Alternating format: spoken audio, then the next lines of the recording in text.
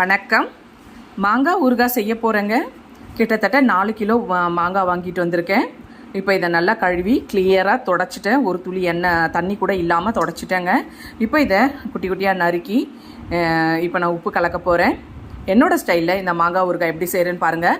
இது கிட்டத்தட்ட 2 வருஷம் கட்டாயமாக கெடாமல் இருக்கோங்க.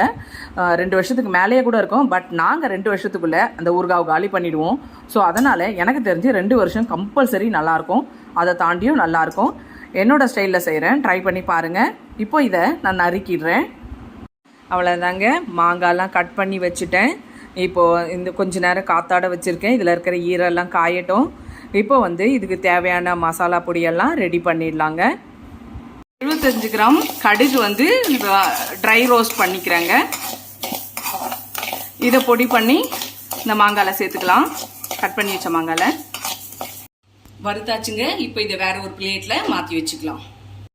அடுத்து இப்போ வெந்தயம் வறுத்துக்கலாங்க. ஒரு 3 ஸ்பூன் அளவுக்கு. இது 3 ஸ்பூனோட கம்மியாக தான் இருக்கும். ஏன்னா நான் ஏற்கனவே கொஞ்சம் வறுத்து வச்ச வெந்தயம் இருக்குது. அதனால் இப்போ அளவு கம்மியாக போட்டிருக்கேன் நான். இப்போ வறுத்து வச்ச கடுகோட வெந்தயத்தையும் வறுத்து போட்டுட்டேங்க. இது சூடு ஆறுனதுக்கப்புறமா இதை கல்லுப்பு போட்டு மிக்சியில் பொடி பண்ணி எடுத்துக்கலாம். இப்போ வறுத்து வச்ச பெருங்காயம், கடுகு, வெந்தயம் இதை 3ஐயும் மிக்சியில் போட்டு பொடி பண்ணி வச்சுக்கலாம். இப்போ அரைச்சி வச்ச பொடி ரெடி ஆயிடுச்சுங்க. இதை நம்ம மாங்காயில் சேர்த்துக்கலாம்.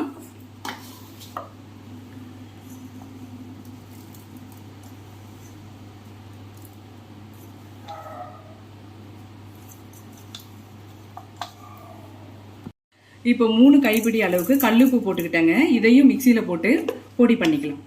இப்போ உப்பு பொடி ரெடி ஆயிடுச்சுங்க. இப்போ பொடி பண்ணதை நம்ம மாங்காயில் சேர்த்துக்கலாம். கிராம் மிளகாத்தூளுங்க, வெறும் மிளகாத்தூள் நான் ஆட் பண்ணிக்கிறேன்.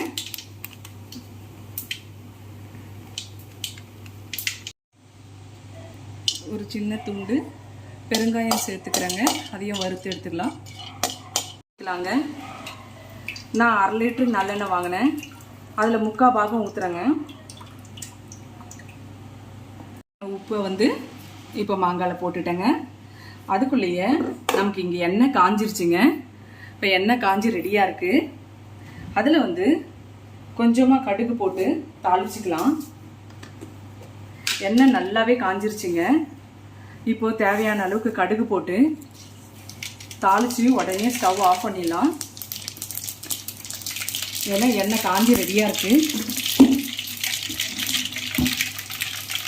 இப்போ தாளிச்சு வச்ச எண்ணெயை நல்லா சுட சுட எடுத்து இதில் சுடுன்னு ஊற்றிடுங்க.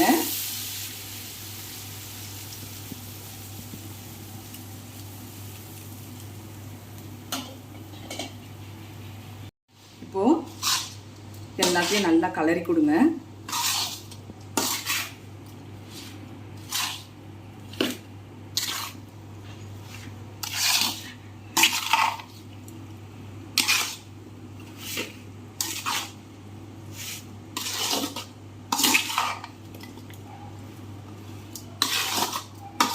இப்போ இது அப்படியே கலரி நம்ம கொஞ்சம் நேரம் வச்சிட்டோம்னா இதுலேருந்து எண்ணெய் பிரிஞ்சு தானாக அப்படியே செட் ஆகிடுங்க.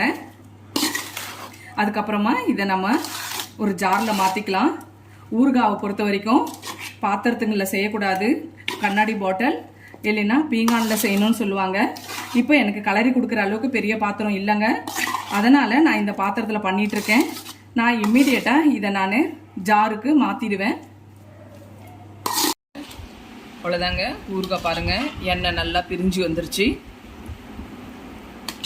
இதுக்கப்புறம் லைட்டாக கலரி கொடுத்துட்டு இதை அப்படியே ஜாரில் அடைச்சிடலாம்.